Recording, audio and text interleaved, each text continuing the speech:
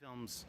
So Nick and I met on the first day of NYU when we were in film school together. We were on the same dorm room floor, and Nick and I just became kind of instant friends. And we started making short films together in college. We made this like weird animated TV pilot. Okay. But we were just like close best friends and creative collaborators. But I was still working, writing and directing, and then I got essentially luck at right time, right place, and I got myself onto James White. Yeah. And I met the Borderline guys, Josh Mann, Antonio Campos, Sean Durkin, and they kind of like brought me into into the fold on James White in a really like incredible way that I'm lucky to this day that they did that.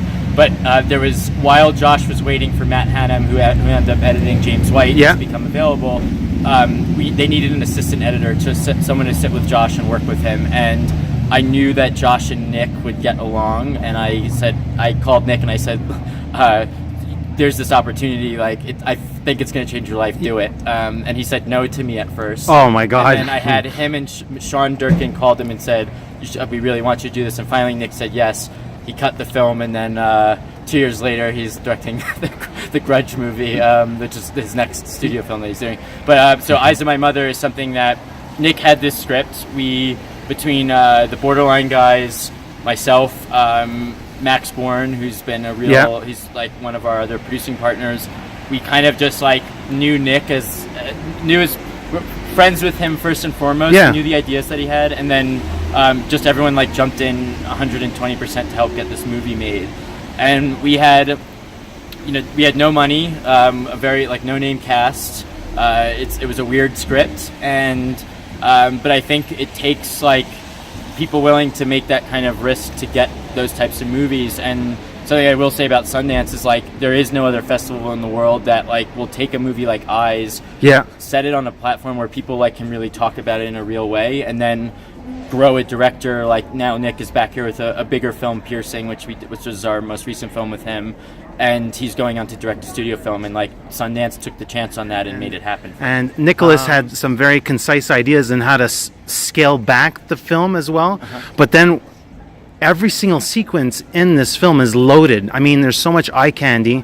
Production design is through the roof. Performance is very, very distilled, very, very specific. If you could talk about the roots of that project a little bit, but also how you cater to Nicolas's needs, because there's a lot going into the formula that makes Piercing what it is. So one of the things I will say about Nick is he is one of the most meticulous planners of anyone I've ever met. Not even just director. Like outside of that, his brain, he's so specific.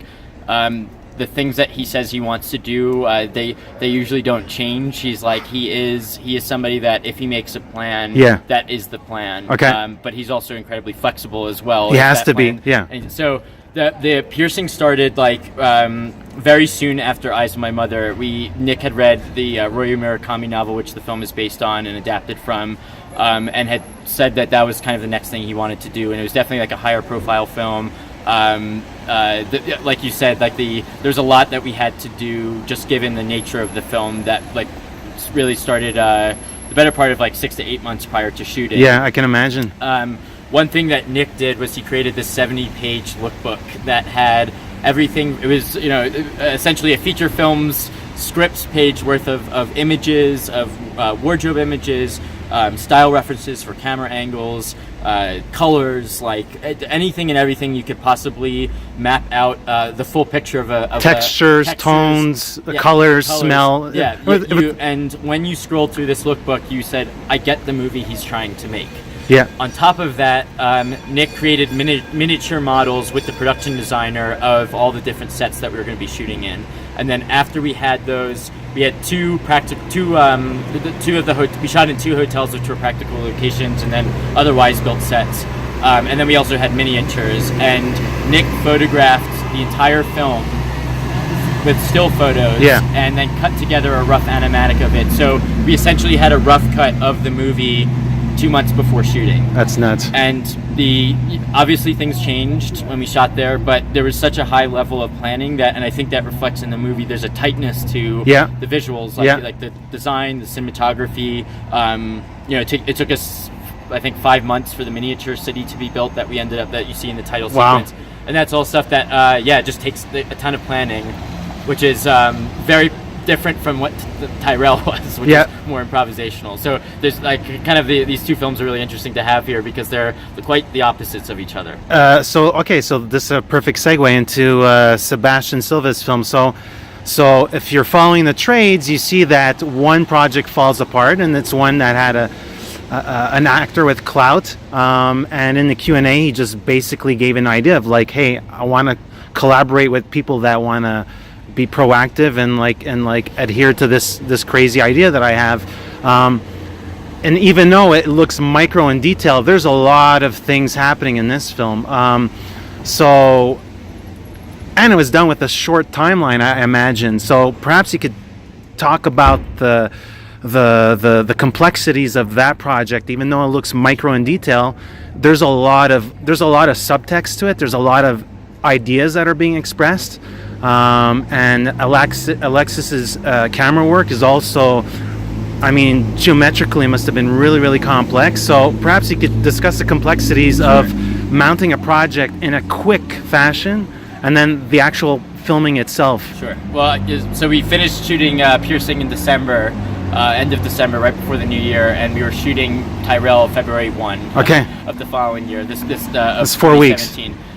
We put the film together in 2.5 weeks. Wow. And we shot for 10 days. And actually post-production was the longest part because, the nature of shooting 10 days, you're kind of rolling the cameras the entire time. And then Sophia Subercasso and Jennifer Lame, who edited the film, spent months and months with Sebastián really finding what the movie actually is. But the difference between Nick, where we had months and months of planning, the strategy for TYREL was almost to more like a play, where you create a safe space for the actors to really just be playful. And the film is through and through about these microaggressions that are these nuanced moments that I think Alexis, the reason why we brought on Alexis is his ability to kind of find these quieter moments in the film that actually, when strung together, make TYREL what TYREL is. It's kind of finding, and I think that what Sebastián does really well. It's actually I just realized once the film was finished, kind of the how much of a genius I actually think Sebastián is he creates this world that kind of bleeds into with the filmic world. It's there is this gray area between the off the screen versus on the screen. Yeah. You can kind of in moments, even when we cut, if you were to just start rolling the camera again on what the actors were doing off screen, it may have made its way into the movie. And Sebastián's response to the movie that fell apart was, I'm going to get the people that I trust to go up and make this film, and and I'm going to have a high level of control and create a safe space so that we can really be playful in the way that we find this movie. Great. And the script was 55 pages. It was the loosest script I've ever read. I thought it was hysterical. I really when I read it, I thought it was even though it was loose in its nature and it was left a lot of room for improvisation, it had a tightness to it that I was the themes popped right out of it. Exactly. And, it was something that was totally different than I had ever done, and I was excited to try that as a producer, and try to let that happen and organically. In a way, how are you looking to develop new projects? What's your DNA, if you will? With all the directors that I worked with, I was friends with them before we made the movie. Okay. And so it's really important for me. If I've never made $1 on any movie I've ever made. It's not why I do it. And so for me to really throw myself at a film, and it's years of my life. I'm still dealing with movies that I shot a few years ago. I'm still answering emails to that. I have to love the person the director that I'm working with, and Nick is my best friend. We're best friends, and he's somebody that I would do anything for outside of movies. I kind of it starts with me meeting somebody that I really like and think has a unique perspective on the world or has something to say, and then kind of I always say the script for me doesn't need to be perfect, and I think a lot of people make the mistake of waiting for permission to make a movie, and waiting for all of the I's to be dotted and the T's to be crossed, when in every way, every time we've made a movie, it's been us really like, let's go and just do this. And I think that I'm able to say let's go and do this when I know the director on an intimate way before and can just kind of like walk into battle with them. Yeah, there's a trust level, confidence level that's built beforehand. Yeah, and I think that, you know, nothing, you always plan as much as you can, and then something crazy happens. On Tyrell, we were hit by 2 separate thunderstorms that knocked out our power for 4 of the 10 days. Oh, we had God. no electricity shooting for 4 of the 10 days. The plumbing in the houses wasn't working. All the actors were grumpy.